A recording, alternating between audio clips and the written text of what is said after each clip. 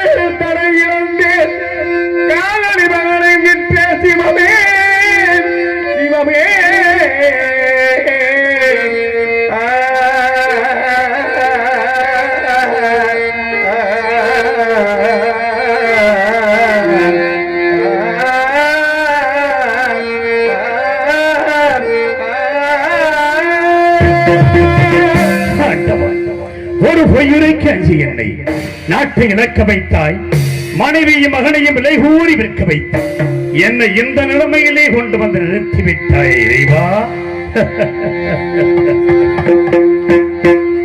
பொய்யது உரைக்க அஞ்சி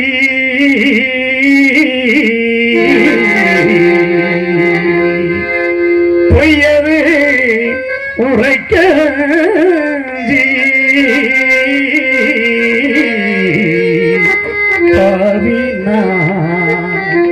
புவிரனில் அடிமையானே,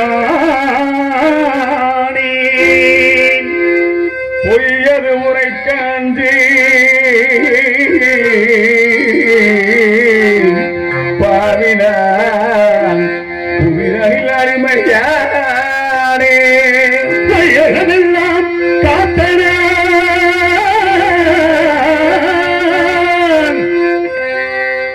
இந்த வையகமெல்லாம்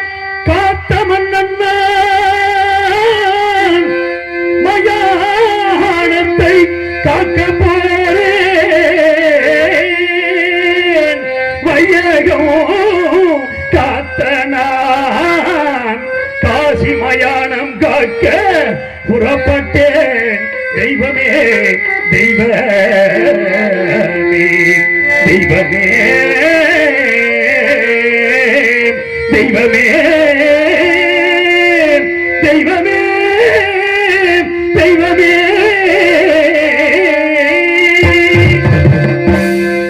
இந்த மையகமெல்லாம் காத்தனான் காசி மயானம் காக்க புறப்பட்டேன் தெய்வமே தெய்வமே தெய்வமே தெய்வமே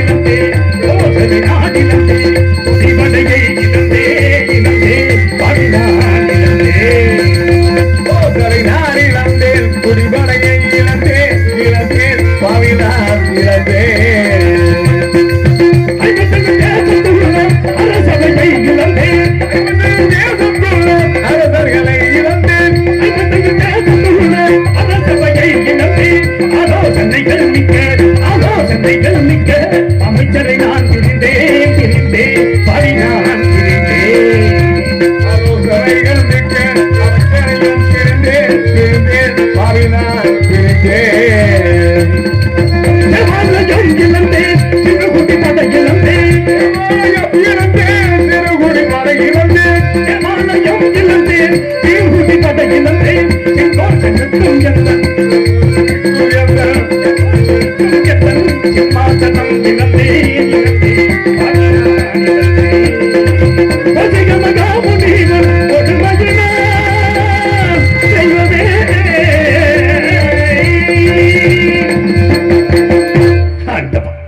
யாருக்கு என்ன குறை செய்தேன்?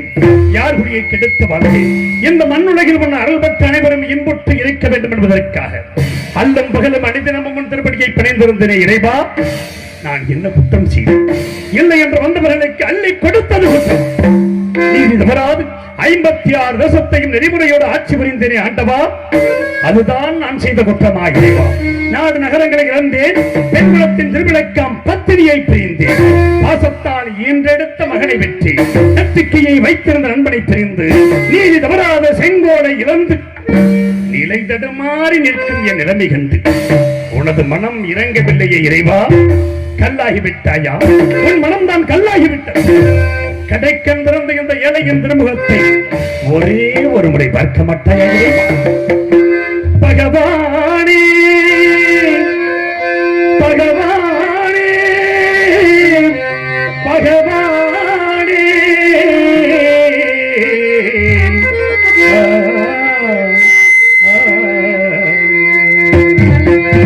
பகவானே மௌனமே பகவானே மௌனமே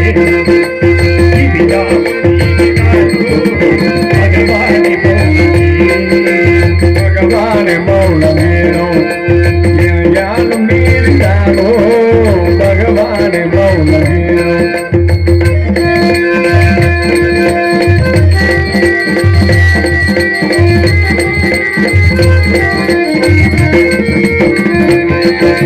கரிகாலம் தன்னை கண்டு கருணை இல்லாததேனோ தன்னை கண்டு கருணை இல்லாததேனோ அதமலரை நாடும் ஏழை மறையாதில் பேரை மலரை நாடும் ஏழை அறிவும் பேரை பிரியாத செய்யே எதாலே வாழதானே பிரியாத செய்யே எதாலே வாழதானே யாரும் நீதானோ பகவானின் மௌனமே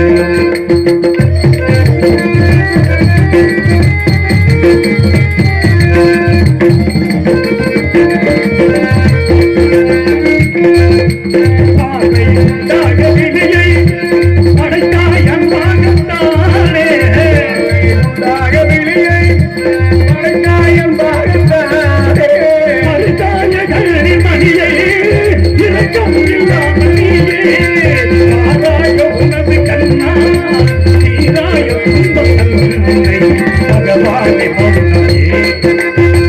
யாரும் நீதானோ பகவானின் மௌனமே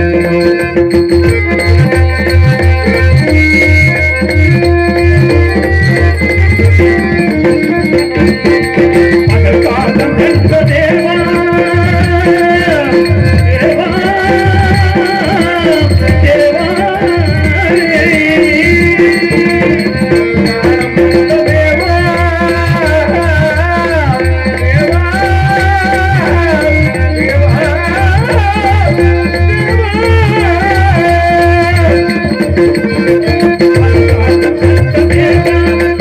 இரவை படைத்த தேவா கண்ட தேவா இரவை படைத்ததேனோ மாய செய்யும் எதிர்த்து வாழலாமோ ஞானமாய செய்யும் ஞானமானதானோ எதிர்த்து வாடும்போது உன்னை எதிர்த்து வாடும்போது உன்னை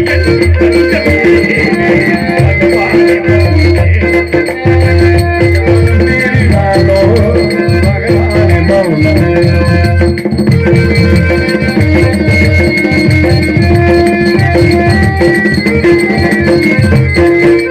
கடல் மீது ஆடும்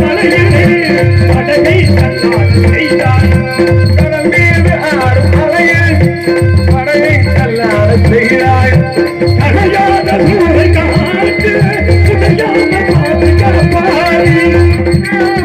காற்று உடையாமல் பாதுகாத்தாய்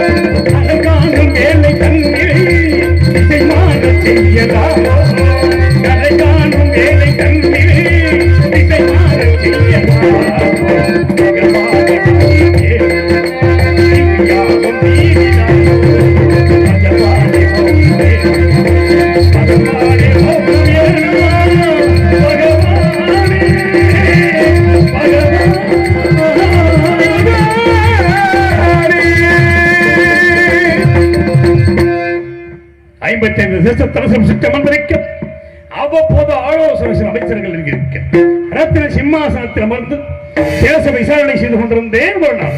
அப்பொழுது தமத்தில் சேர்ந்த விஸ்வாமித்திர முனிவர் என் பொதுமண்டபத்திற்கு வந்திருப்பதாக காவலர்கள் அடைந்தேன். உடனே அன்னவரை எதிர்கொண்டு அழைத்து வந்தேன். ஆசனத்தில் அமர்த்தினேன். சுவாமி, தாங்கள் என்னை நாடி வந்த காரணம் யாது சுவாமி என்றேன். ஹரிச்சந்திரா, உனக்காகவும் உன் நாட்டின் நலனுக்காகவும் யாகம் செய்ய போகிறேன். அதற்கு கொஞ்சம் திரவியம் வேண்டும். அதை உன்னிடத்தில் பெற்றுப் போகலாம் என்று வந்தேன் என்று தெரிவித்தார். நாட்டு மக்களுடைய நலனை கருதிய நான் எவ்வளவு வேண்டுமோ கேளுங்கள், தருகிறேன் என்று கேட்டார் முனிவர். மற்ற பாறை என்பது மதகரியன் அதன் மீது ஆங்கார பொருடன் அமரச்சி கையிலே வெள்ளி கவன் கொடுத்து அதில் மாணிக்க கல் வைத்து சுழற்றி எறிந்தார். மாணிக்க கல்லானது மேலே சென்று கீழே வந்து விழுந்து எழும் தூரம் திரவியம் தர வேண்டும் என்று தெரிவித்தார். அவர் கேட்டபடி நான் திரவியத்தை கொடுத்தேன். ஹரிச்சந்திரா, நான் வசிப்பது ஆரண்யம். இத்திரவியத்தை அங்கு நான் வைத்துக் கொள்ள முடியாது. யாகத்திற்கு முகூர்த்த நாள் முடிவு செய்த பிறகு வந்து எடுத்துச் செல்கிறேன். அதுவரையில் உன்னிடத்தில் இருக்கட்டும் என்றார்.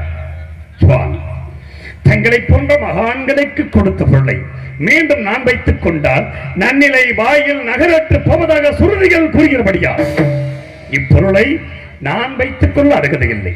தயவு செய்து தாங்கள் எடுத்துச் செல்லுங்கள் என்றேன். கவலை வேண்டாம். உன்னுடைய கணையாளி முதலத்தில் என்னுடைய ருத்ராட்ச மாலையை அடையாளமாக வைத்தால் தோஷமில்லை. அதன்படி செய்யலாம் என்று செய்துவிட்டு முனிவர் சென்ற சிறிது நேரத்தில் ஆசார வாசலிலே குடிமக்களின் அபயக்குரல்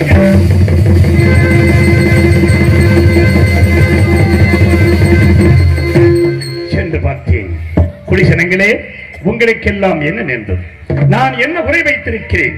எதற்காக அழுது புலம்புகிறீர்கள் என்றேன். மன்னா, நாங்கள் இட்ட பயிர்களை எல்லாம் கொடிய மிருகங்கள் வந்து அழித்து விட்டது. மன்னா மன்னா மன்னா என்று மனம் வேதனை அடைந்தது. குடிமக்களுக்கு ஆறுதல்களை அனுப்பினேன். வேட்டைக்கு புறப்பட்டேன். கொடிய விலங்கினங்களை கொண்டு வேட்டையாடி கலக்கத்தான் திருக்குள கரையோரம் ஆலமரத்தின் அடியில் எனது பத்தினி சந்திரமதியின் மடியில் சிறிது நித்திரையில் இருந்தேன். அங்கே அடாத கனவு ஒன்று கண்டேன்.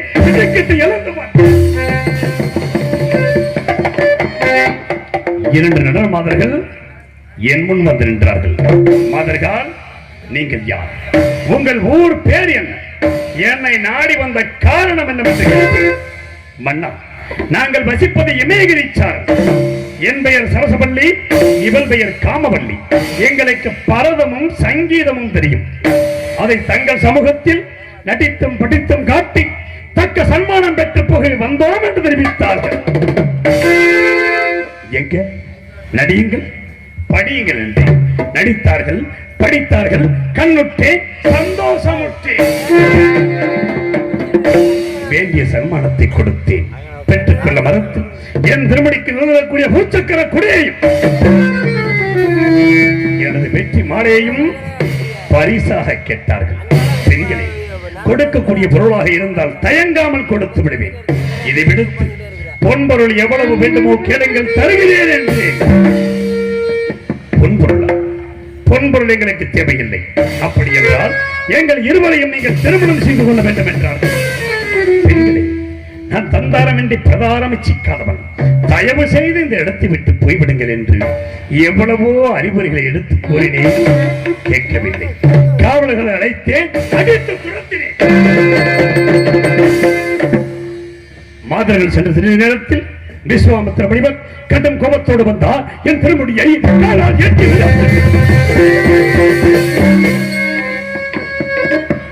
மணிமுடி மண்ணிலே சாய்ந்து விட்டது என்று கூட கவலைப்படவில்லை. அதற்கு மாறாக எனது நெஞ்சம் இந்த திருமுடியிலே பதித்திருக்கின்ற நவரத்ன கற்கள் முனிவரின் பாதத்தை புண்படுத்தியதோ என்று பாதத்தை தொட்டேன். சண்டான், நான் அனுப்பிய மாதர்களை நீ ஏன் அடித்து உத்தரத்தினாய்? என் கோபம் தீர வேண்டும் என்றால் அந்த மாதர்கள் இருவரையும் நீ திருமணம் செய்து கொள்ள வேண்டும் என்றார். சுவாமி, அனைத்தும் உணர்ந்த தாங்களா இவ்வாறு கூறுவது? நான் திருமணம் முடித்தவன். எனக்கு ஒரு மகன் இருக்கிறான். சுவாமி, எல்லாவற்றையும் அறிந்த தாங்கள் அறியாதது போல் பேசுகிறீர்கள். வேண்டாம். அதற்கு மாறாக கண்ணை வேட்டியிலும் ஈகுவேன் காக்கின்ற அன்னை வேட்டியிலும் பாகுடன் ஈகுவேன். அன்னை வேண்டிய செங்கற்பதை கூட அன்னை வேண்டிய செங்கற்பதை என்னை வேண்டிய வீடுய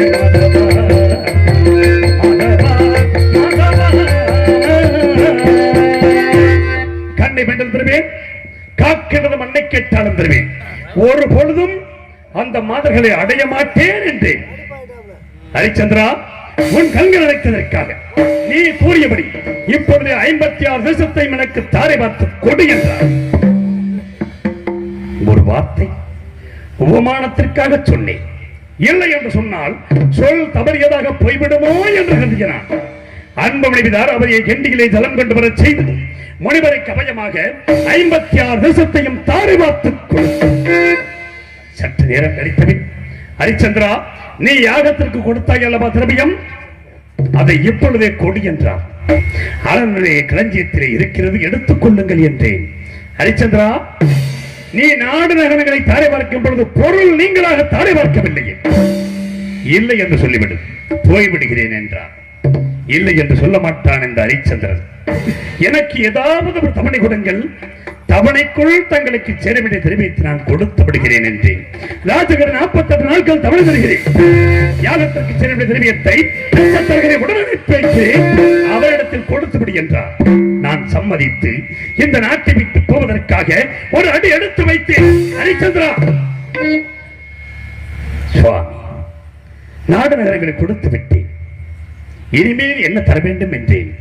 ஹரிச்சந்திரா, இந்த ராஜமுடியோடு உன்னை நாட்டை விட்டு போக சம்மதிக்க மாட்டேன். நான் கொடுக்கும் காய் வஸ்திரத்தை அணிந்துதான் செல்ல வேண்டும் என்றார். நாடு நகரம் எனது உயிரின மேலான குடிமக்களை எல்லாம் நான் பிரிந்து செல்லப் போகிறேன்.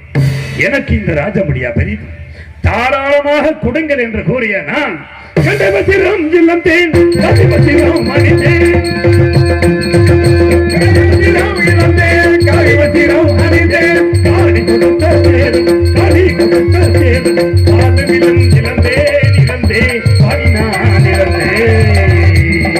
மதுகமகா முனிவன் உணமையினாய், உணமையினாய். கண்டி வஸ்திரம் என காய் வஸ்திரம் அணிந்த நான் அன்பு மகனை ஒரு கரத்திலே பிடித்தேன். உயிரோடு உயிராகி உறவாடி ஒட்டி வாழ்ந்த மனைவியை மற்றொரு கரத்திலே பிடித்தேன்.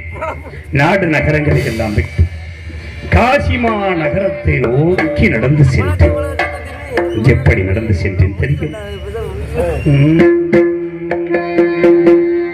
நடந்து வா மயிலே, நடந்து வா மயிலே, நடந்து வா மயிலே, சந்திரமதி அங்கையத்தன் கோயிலே, நடந்து வா மயிலே,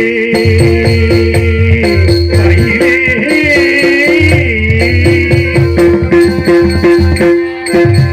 நடந்து வா மயிலே, மயிலே.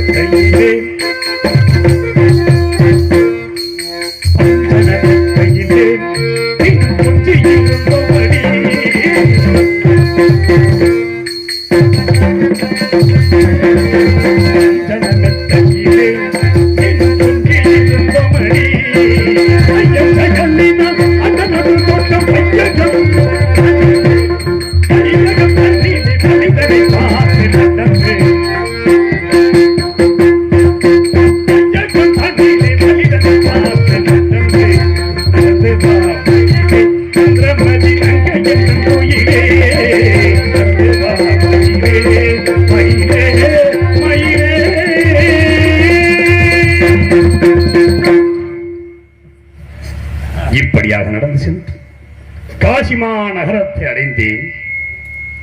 காசி விஸ்வநாதரை கண்டு வணங்கினேன். காசியில் பாலோ கருணை கடலே,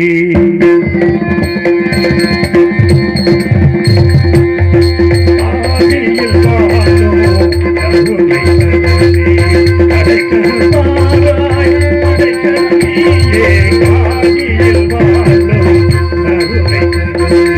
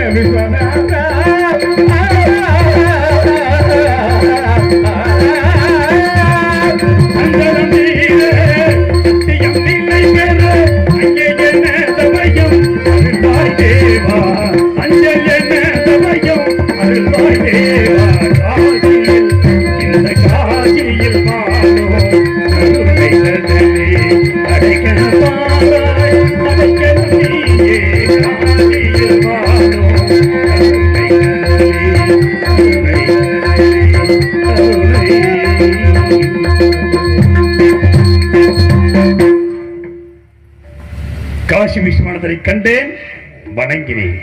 கடன் தீர்க்க வழியொன்றும் தோணவில்லை. பொழுது விடிந்தால் 48வது நாள், முனிவருக்கு சேர வேண்டிய பொருளை கொடுக்க வேண்டிய கடைசி நாள். என்ன செய்யும்? எந்த படியும் இல்லாமல் அழுது புலம்பிக் கொண்டிருந்தேன். என் மனைவி தாராவதி எதற்காக அழ வேண்டும் சுவாமி? என்னையும் மகனையும் விட்டு முனிவருக்கு சேர வேண்டிய பொருளை கொடுங்கள் என்றார். என்ன வார்த்தை கூறுகிறாய்? உன்னை நான் விற்பதா? உற்றோரும் பெற்றோரும் என்ன நினைப்பார்கள்? சத்திய மனைவி விட்டான் சண்டான உலகமே என்னை பழித்து பேசுவி தேவி என்று எவ்வளவோ நீதிகளை எடுத்துக்கூறி என்னை விலை கூறச் சொன்னால் வழி தெரியாமல் திகைத்த நான் 7 பேர்களையும் என் கரங்களிலே பிடித்தே காசிமா நகரத்து வீதிகளிலே ஆடு மாடுகளை விலை கூறுவதைப் போல் என் மனைவியும் மகனையும் விலையோ விலை, விலையோ விலை, விலையோ விலை என்று எப்படி விலை கூறினேன் தெரியுமா? உலகம் அறியாத புதுமை, உலகம் அறியாத புதுமை,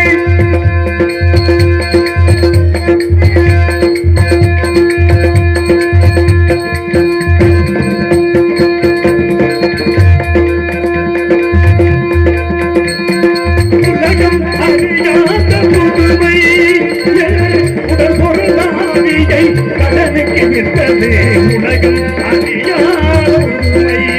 இந்த உலகம் அறியாத புதுமை, உடல் பொருளாவியை கடனுக்கு விட்டது உலகம் அறியாத புதுமை.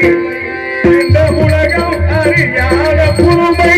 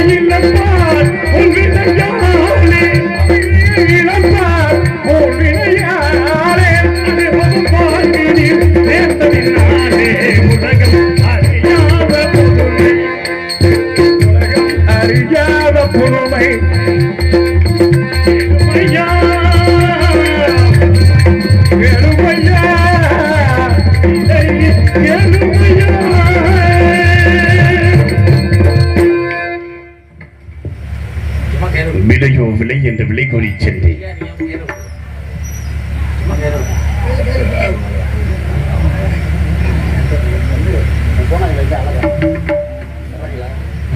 சுவாமி அவர்கள் எனக்கு 200 ரூபாய் அன்பளிப்பளித்திருக்கிறார்கள். என இந்த பகுதியில் வந்து அவங்க ஒரு பாகனரியா அந்த ஊருக்கு தான் பாகனூர் முதலாக இந்த பகுதிக்கு பாகனூர் வந்திருந்தேன்.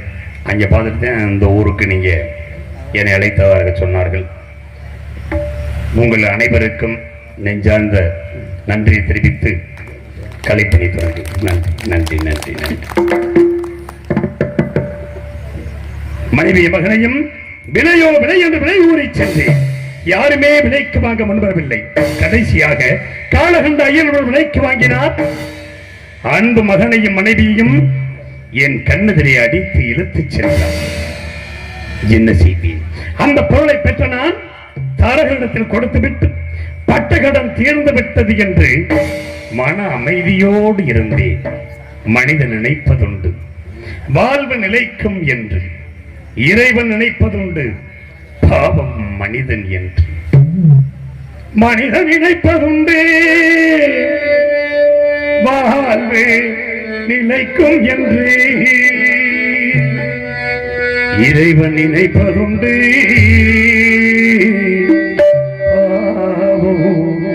மனிதன் என்று.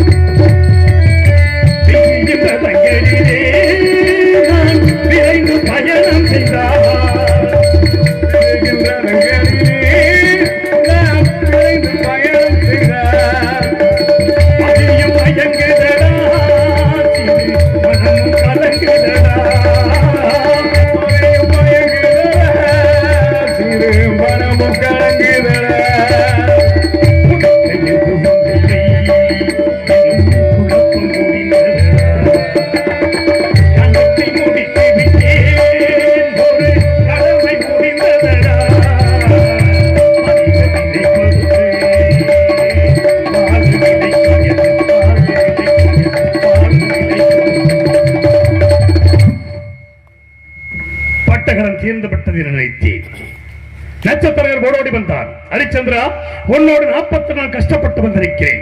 எனக்கு என்ன தரப்போகிறாய்? 16,000 பொன் கொடுத்தாருடைய, இல்லை என்றால் இந்த பொருளை மனிதருக்கு கொடுக்க மாட்டேன், நான் வைத்துக் கொள்வேன் என்றான். சுவாமி, இனிமேல் என்னிடம் என்ன இருக்கிறது? நான் எதை வைத்து உங்களுக்கு கொடுப்பேன் என்றேன். ஏனில்லை, நீ இருக்கிறாய் அல்லவா, உன்னை விட்டு கொடுக்கலாம் அல்லவா என்றார். ஆம் சுவாமி, என்னை நான் மறந்து விட்டேன் என்று சொல்லி அன்பு மந்திரி சத்தியகீர்த்தி அழைத்தேன். என்னையும் இந்த காசிமா நகரத்து வீதிகளிலே யாரிடமாவது விலை கூறி விட்டு விடுங்கள் என்று மனம் சூழ்ந்து விலை கூற முடியாத மந்திரியார் மூர்ச்சையாகி கீழே சாய்ந்து விட்டார். என்ன செய்வேன்? இந்த பாவியாகி நான் என்னை நானே விலை கூறி சென்றேன். விலை கூறி சென்ற பொழுது வீரவாகி என்னும் ஈம காவலர் என்னை விலைக்கு காக்க வேண்டாம்.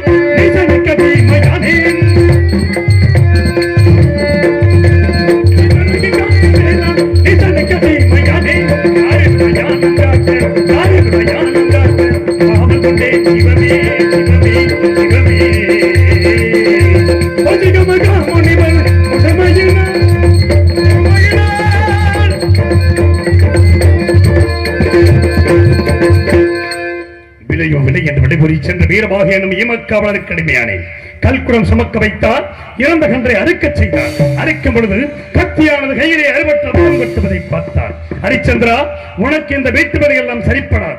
நான் காக்கின்ற மயானம் ஒன்று வைக்கிறதாகவோ வருகிற பிணம் ஒன்றிற்கு கால்பணம், ஒரு முழ துண்டு, வாய்க்கரிசி 3 வாங்க.